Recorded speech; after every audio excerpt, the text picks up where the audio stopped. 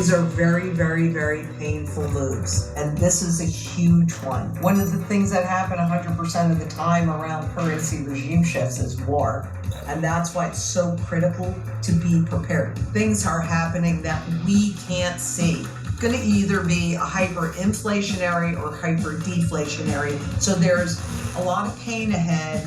If you're not paying attention and you're not prepared, 80% of the population ends up in abject poverty. The last thing central bankers want you to do is buy gold.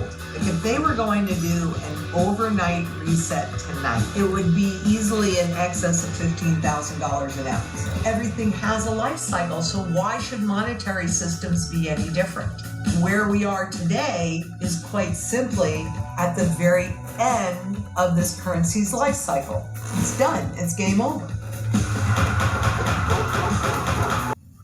Oh, my pleasure. Peter, Treasury Secretary Janet Yellen today testifying on the Hill, essentially saying in light of turbulence in the banking sector that the banking system's fine. I want to play you a soundbite here. I can reassure the members of the committee that our banking system is sound and that Americans can feel confident that their deposits will be there when they need them. Peter, should we feel confident in our banking system right now? Not at all. In fact, that comment is as accurate as her earlier comments that inflation was transitory, or the comments back in the days leading up to the '08 financial crisis, when her and everybody else at the Fed was saying that not to worry about subprime because it was contained. Thanks to Janet Yellen, particularly what she did as Fed chair. She kept interest rates at zero for practically her entire term as Fed chairman. That's the reason that we had such a big bubble, those low interest rates and quantitative easing, and she was part of that. That's why all these banks are loaded up with now underwater long-term treasuries and mortgage-backed securities. So the banking system is a house of cards. It couldn't be less sound. And partially, Janet Yellen is to blame for the current state of affairs. Peter, we're really grateful for your analysis because you often give us a lot more background and context. When it comes to the nearly 0.5% decrease in the CPI, what does that actually tell you about the state of the economy? Well, as I said, the economy is literally a house of cards. I mean, it's imploding. But inflation is going to get much worse because the Fed has already returned to quantitative easing.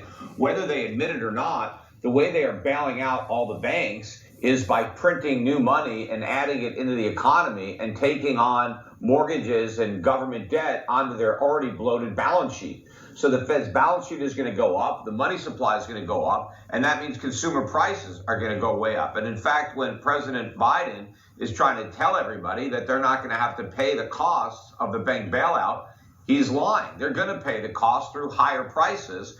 And when he says that everybody's bank account is now safe, it's not. It's in more danger than ever before because your bank account is going to be eroded in value due to inflation. So even if your bank doesn't fail and you don't lose your money is going to lose its value.